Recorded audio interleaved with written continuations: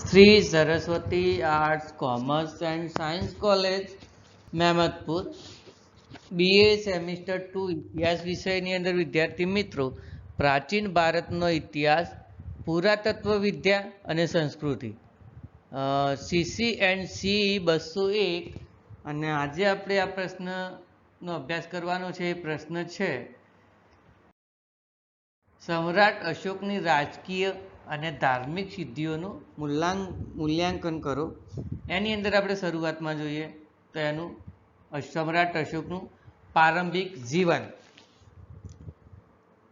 સમગ્ર ભારતમાં જ નહીં પરંતુ વિશ્વના ઇતિહાસમાં સમ્રાટ અશોકનું નામ જ્વલંત રીતે પ્રકાશે છે. છતાંય તેના પ્રારંભિક જીવન વિશે ઘણી બહુ ઓછી જ માહિતી આપણને પ્રાપ્ત થાય છે. બૌદ્ધ ગ્રંથો અને અભિલેખોમાં જણાવ્યા પ્રમાણે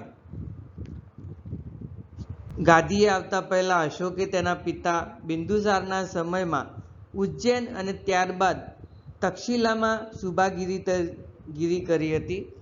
આમ તેણે પહેલેથી જ વહીવટકર્તા તરીકે સારી નામના પ્રાપ્ત કરી હતી. અને આગળ જોઈએ તો સિલોનની દંતકથાઓના વિવરણ મુજબ બિંદુસારનું ઈસવીસન પૂર્વે 273માં જ્યારે મૃત્યુ થયું ત્યારે યુવરાજ સુશીમ અને બીજા સાવકા ભાઈઓ એમ કુલ મળી 99 ભાઈઓને મારી નાખીને રાજપુત્ર અશોકે ગાદી કબજે કરી અને તે પછીએ ગાદી વારસા માટે અશાંતિ ચાલુ રહેતા રાજ્યારોહણ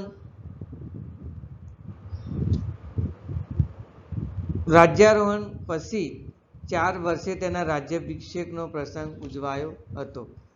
અલબત્ત અશોકને ગાદી વારસા માટે સંઘર્ષ થયો હતો એવું તો ડૉક્ટર વી. એ. સ્મિથ પણ સ્વીકારે છે, પરંતુ ડૉક્ટર વી. એ. સ્મિથ એ નથી સ્વીકારતા કે 99 ભાઈઓની હત્યાની વાત તે તથા ડૉક્ટર આર. ડી. ભંડારકર પણ સ્વીકારતા નથી. અશોકના અભિલેખોના વિવરણ પરથી જાણવા મળે છે કે તેણે પોતાના ભાઈઓ સાથે સ્નેહાળ વર્તાવ રાખ્યો હતો. એટલે કે સિલોનની દંતકથાઓ ઐતિહાસિક હોવાનું ભાગ્યે જ સંભવે છે. ડૉક્ટર કે. પી. જયસ્વાલના મતે પ્રાચીન પરંપરા મુજબ રાજ્યાભિષેકની ક્રિયા 24 વર્ષની વય પહેલાં થતી ન હતી. આથી સંભવ છે કે બિંદુસારના અવસાન સમયે અશોકની ઉંમર 25 વર્ષથી ઓછી હોય, એટલે તેનો રાજ્યાભિષેક રાજ્યારોહણ પછી 3-4 વર્ષ બાદ કરવામાં આવ્યો હશે. પરંતુ ડૉક્ટર એચ. સી. રાયચૌધરી એવું નોંધે છે કે મહાભારતમાં વિચિત્રવીર્યનો રાજ્યાભિષેક બાલ્યકાળમાં થયો હતો. એટલે ડૉક્ટર જયસ્વાલ અને તેમના મતના સમર્થકો ડૉક્ટર આર. કે. ધારૈયા અને અન્ય લેખકોના અભિપ્રાયો પ્રમાણિત ઠરતા નથી. હકીકતમાં તો ઉપરોક્ત તમામ વિદ્વાનો દીધનિકાય નામના બૌદ્ધ ગ્રંથમાં આપેલી વિગતો જોવાનું ચૂકી ગયા હોય એવું લાગે છે. અશોક સુભદ્રાંગી નામની બ્રાહ્મણ કન્યાનો પુત્ર હતો, જ્યારે અશોકના દાદા ચંદ્રગુપ્ત મૌર્ય અને પિતા બિંદુસાર ક્ષત્રિય જાતિના હતા. જેથી બૌદ્ધ ગ્રંથ દીઘનિકાયના વિવરણ મુજબ ક્ષત્રિય રાજકુમાર અને બ્રાહ્મણ કન્યાના લગ્નથી થયેલ બાળકોને તત્કાલીન સમાજમાં કોઈ પણ ઉચ્ચ દરજ્જો મળતો નથી. આથી અશોક શ્રેષ્ઠ પુત્ર હોવા છતાં તેનો સામાજિક દરજ્જો ઉતરતી કક્ષાનો હોય તેની ગાદી મેળવવા માટે ક્ષત્રિય ભાઈઓ સાથે સંઘર્ષ કરવો પડ્યો હતો. તેથી 4 વર્ષ સંઘર્ષમાં પસાર થઈ ગયા. તેના પરિણામે તેનો રાજ્યાભિષેક 4 વર્ષ મોડો ઉજવાયો હતો. એટલે તો અશોકને સમ્રાટનો દરજ્જો ધારણ કરતાં પહેલાં વિદિશાની દેવી નામની ક્ષત્રિય કન્યા સાથે લગ્ન પણ કરવું પડ્યું હતું. આગળ જોઈએ તો અશોકની સિદ્ધિઓ. એની અંદર પ્રથમ જોઈએ તો સામ્રાજ્યવાદી નીતિ એટલે કે અશોકના વિજયો. તો પ્રથમ છે તો કલિંગનું યુદ્ધ. અશોકના રાજ્યાભિષેક પછીના 8મા વર્ષે એટલે કે ઈસવીસન પૂર્વે 261માં કલિંગ એટલે કે અત્યારનું ઓરિસ્સાનું યુદ્ધ થયું હતું. નંદ રાજાઓના આધિપત્ય નીચે રહેલ કલિંગ નંદ વંશનું પતન થતાં મગધથી સ્વતંત્ર બન્યું હતું અને તેની ભૌગોલિક પરિસ્થિતિના લીધે કલિંગ પોતાની સ્વતંત્રતા ટકાવી પણ શક્યું હતું. અશોકે કલિંગ રાજા જયંતને ફરીથી મગધ સમ્રાટના સામ્રાજ્યના આધિપત્ય હેઠળ લાવવા તેના પર આક્રમણ કર્યું હતું. યુદ્ધમાં અશોકની જીત થઈ હતી, પરંતુ તેમાં કલિંગના 1.5 લાખ માણસો કેદ પકડાયા, 1 લાખ માણસો હણાયા અને યુદ્ધ પછી રોગ, ભૂખમરાથી અનેક માણસો મરણ પામ્યા હતા.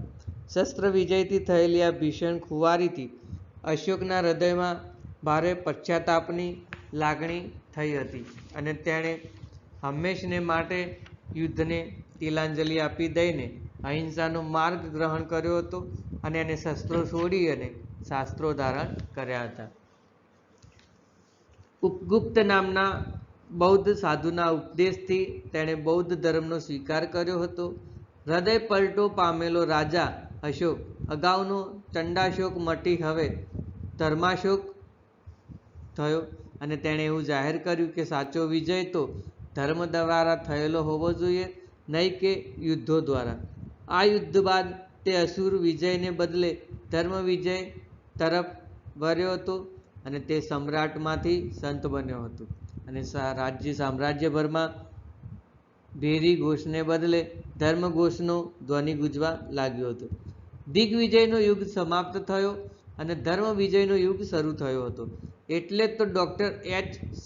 રાયચૌધરીએ યોગ્ય જ કહ્યું છે કે કલિંગના યુદ્ધે અશોકના જીવનનો ટર્નિંગ પોઈન્ટ કહી શકાય એવો હતો.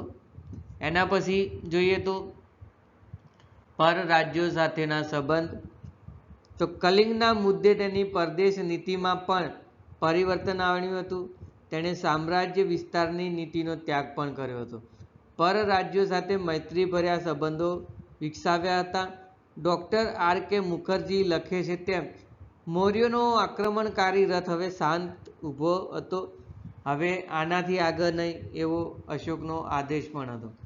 તેણે પશ્ચિમ સરહદ પરના યવન, કંબોજ, નાભક, મધ્ય ભાગમાં ભોજ, રાષ્ટ્રીય આંધ્ર, પુલિંગ વગેરે જનવર્ગોને તેમજ દક્ષિણના ચોલ, પાંડ્ય, સત્યપુત્ર, ચેરા વગેરે પોતાના સામ્રાજ્યના વિસ્તારની બહારના સ્વતંત્ર રાજ્યો સાથે મૈત્રી સંબંધો વિકસાવ્યા હતા.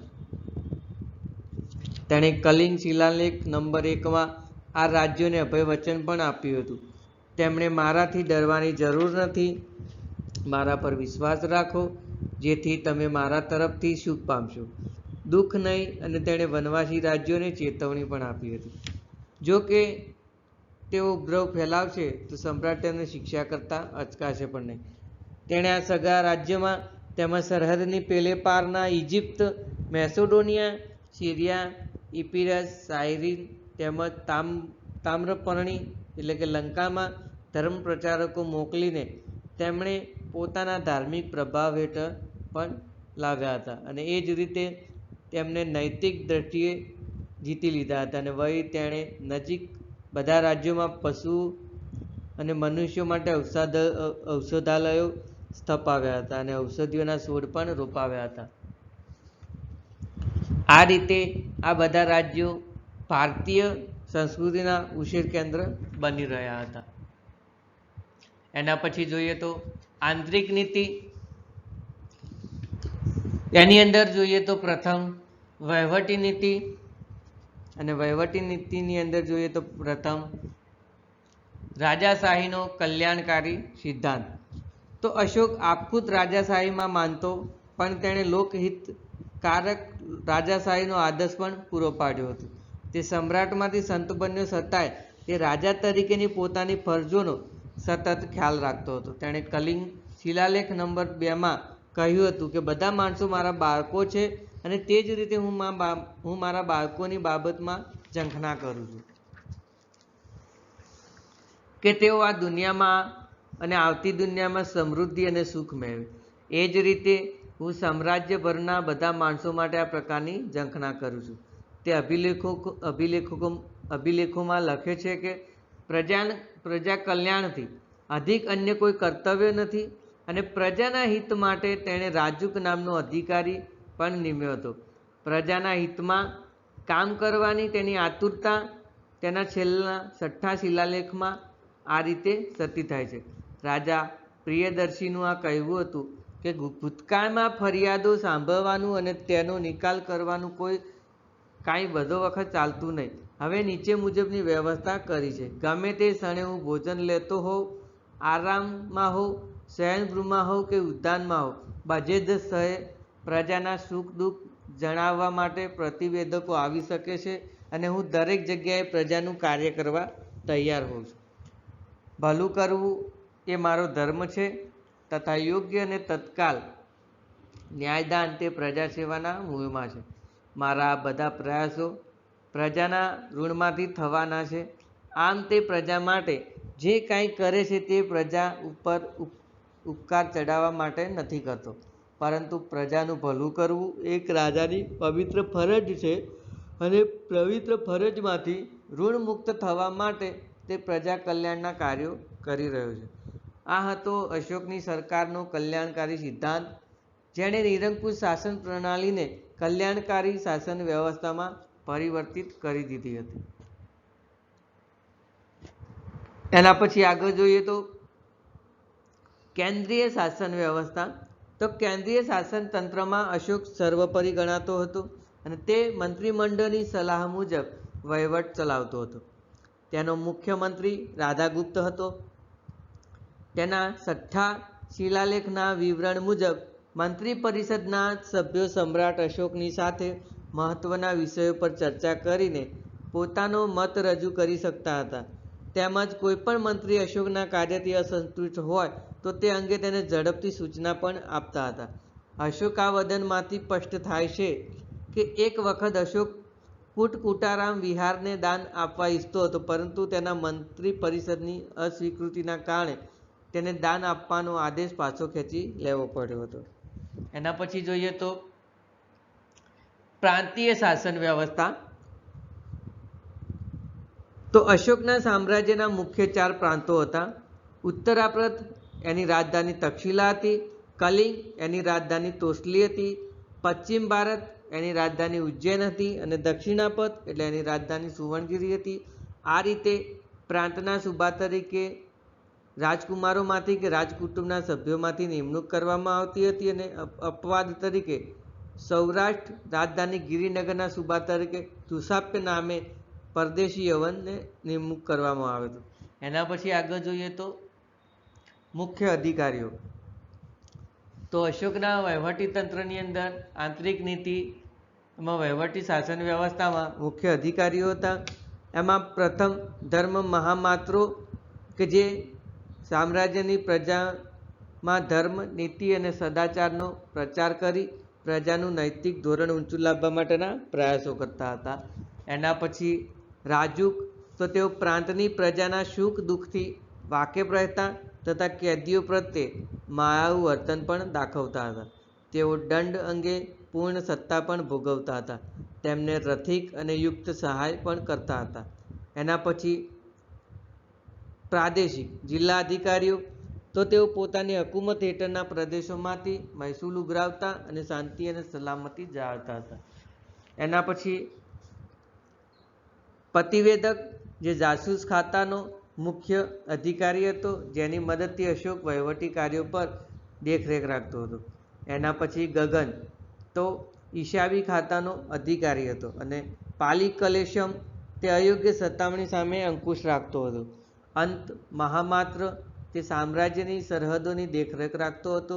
વજ્રભૂમિકા એટલે કે જે જાહેર બાગ બગીચાઓ, કૂવા, વૃક્ષો, મુસાફરખાના, રસ્તાઓ, પ્રાણીઓ વગેરે પણ દેખરેખ રાખતો હતો. એના પછી આગળ જોઈએ તો વહીવટી સુધારાઓ. તો ધર્મ મહામાત્ર નામના અધિકારીઓની તેને નિમણૂક કરી હતી. તેમણે નિમેલા ધર્મ મહામાત્ર નામના નવા અધિકારીઓ સામ્રાજ્ય પરની પ્રજાની ભૌતિક અને આધ્યાત્મિક પ્રગતિ માટે પ્રયાસ કરતા હતા. આ જ હેતુથી અશોકે ત્રિઅધ્યક્ષ મહામાત્રની પણ નિમણૂક કરી હતી. એના પછી પ્રતિવેદકની નિયુક્તિ. તે રાજ્યના જાસૂસ ખાતાનો મુખ્ય અધિકારી કહેવાતો, જે રાજ્યના વહીવટ કાર્યો પર સામાન્ય દેખરેખ રાખતો અને પ્રજાહિતને લગતા મહત્વના કાર્યોથી અશોકને વાકેફ કરતો હતો. આગળ જોઈએ તો રાજુકની સત્તામાં વધારો. તો અશોકે રાજુક નામના અધિકારીને સન્માન અને શિક્ષાને લગતી સત્તા આપી હતી, જેથી તેઓ નિર્ભયપણે પોતાની ફરજો બજાવી શકતા હતા. એના પછી રાજ્ય અધિકારીઓનો આદેશ. તો તેણે પ્રાદેશિક રાજયુક્ત જેવા રાજ્યના અધિકારીઓને દર 5 વર્ષે રાજ્યનું નિરીક્ષણ કરવા આદેશ આપતો હતો, જેથી તેઓ રાજ્યના વિવિધ ભાગોમાં રહેતી પ્રજાના સંપર્કમાં આવતા અને તેમની મુશ્કેલીઓનું નિવારણ કરતા હતા. એના પછી રાજ્યાભિષેકના દિને કેદીઓને મુક્તિ. તો દર વર્ષે પોતાના રાજ્યાભિષેકના દિને અશોકે કેદીઓને મુક્ત કરવાની નીતિ જાહેર કરી હતી. તેમજ દેહાંત દંડની સજા પામેલા કેદીઓને મૃત્યુદંડ આપતા પહેલાં 3 દિવસની છૂટ આપતો આદેશ બહાર પાડ્યો હતો, જેથી તેઓ પોતાના પાપનું પ્રાયશ્ચિત કરી શકે અને સગા સંબંધીઓને મળી શકે. એના પછી આગળ જોઈએ તો પ્રજાની નૈતિક આધ્યાત્મિક પ્રગતિ માટેના પ્રયાસો અને લોક કલ્યાણના કાર્યો. તો અશોક પોતાની પ્રજાની નૈતિક અને આધ્યાત્મિક પ્રગતિ માટે પ્રયત્નશીલ હતો અને આ હેતુથી તેણે મુગ્યા વિહાર પણ બંધ કરાવ્યો હતો. ચોક્કસ પશુઓનું માંસ ખાવાનું પણ બંધ કરવામાં આવ્યું હતું. મદિરાનો ત્યાગ કર્યો હતો અને તહેવારના દિવસોએ પ્રજાને માંસ, મદિરા અને માછલી નહીં ખાવાની અપીલ પણ કરી હતી. નાચગાનના જલસા અને જુગાર મેળાઓ સદંતર બંધ કરાવ્યા હતા અને એને બદલે ધર્મ પ્રચારાર્થે ધાર્મિક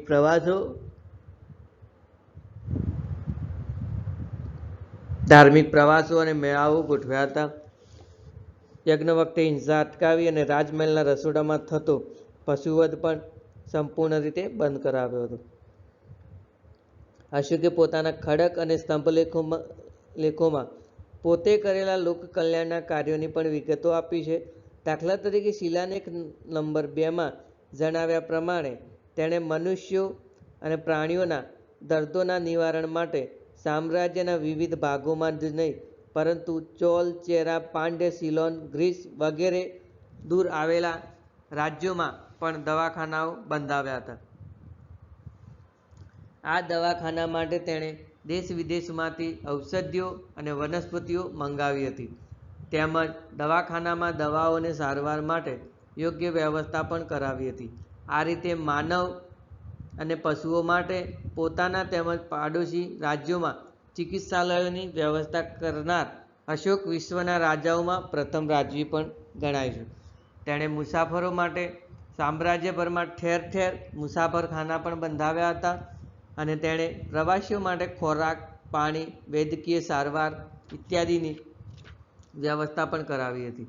તેણે રસ્તાઓની બંને બાજુએ અમુક અંતરે વડ અને આંબાના વૃક્ષો રોપાવ્યા હતા. દરેક અડધા કોષને અંતરે કૂવાઓ ખોદાવ્યા હતા.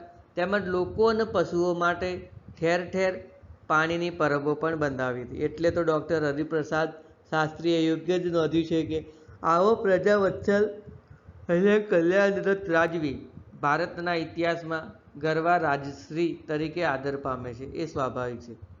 આ રીતે તેણે સાચા અર્થમાં ધર્મ વિજયનો આદર્શ નિભાવ્યો હતો. એના પછી જોઈએ તો સમ્રાટ અશોકની ધર્મનીતિ. તો કલિંગના યુદ્ધના પરિણામે તેણે હંમેશને માટે યુદ્ધને તિલાંજલિ આપી હતી અને બૌદ્ધ સાધુ ઉપગુપ્તના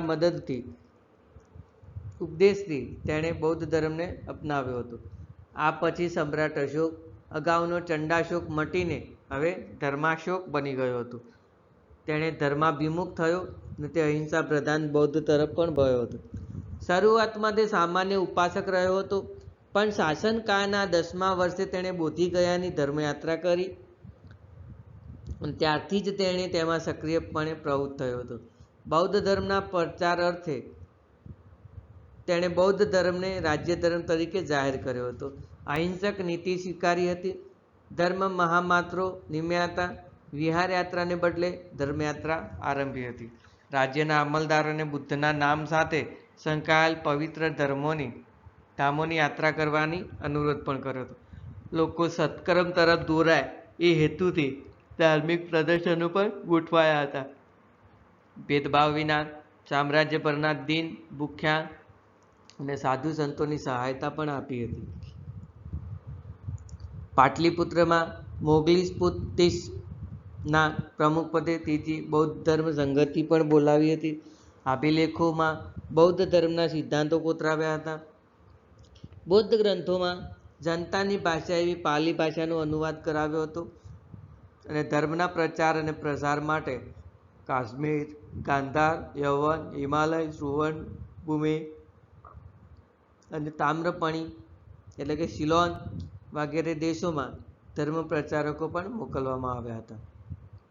આમ ધર્મ પ્રચારના સુવ્યવસ્થિત પ્રયાસો દ્વારા અશોકે બૌદ્ધ ધર્મને પ્રાંતીય ધર્મમાંથી વિશ્વ ધર્મનું સ્વરૂપ પણ અપાવ્યું હતું. છતાંય તેની ધાર્મિક દ્રષ્ટિ એક ધર્મ પૂરતી મર્યાદિત ન હતી, પરંતુ વિશાળ હતી. અંગત રીતે અશોક બૌદ્ધ ધર્મ સંપ્રદાયનો અનુયાયી હતો, છતાં તે બ્રાહ્મણોને અને શ્રમણોને પણ દાન આપતો હતો. તેણે બૌદ્ધ વિહાર અને મઠો સાથે જૈન ઉપાશ્રયો અને મંદિરોને પણ દાન આપ્યા હતા. તેણે આજીવિકા સંપ્રદાયના સાધુઓના નિવાસ માટે કેટલીક ગુફાઓ પણ કંડારાવી હતી. અને ખરેખર મહર્ષિ અશોકના બિરુદ માટે યોગ્ય જ ગણાય છે. એના પછી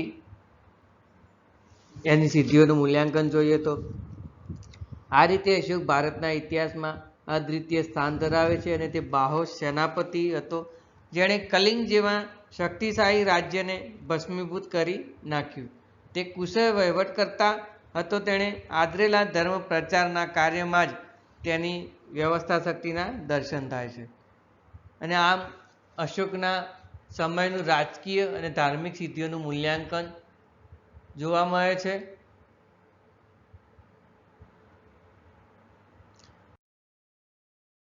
અહીંયા વિદ્યાર્થી મિત્રો પ્રશ્ન આપણે પૂર્ણ કરીએ છીએ. Thank you. આપ સૌનો આભાર.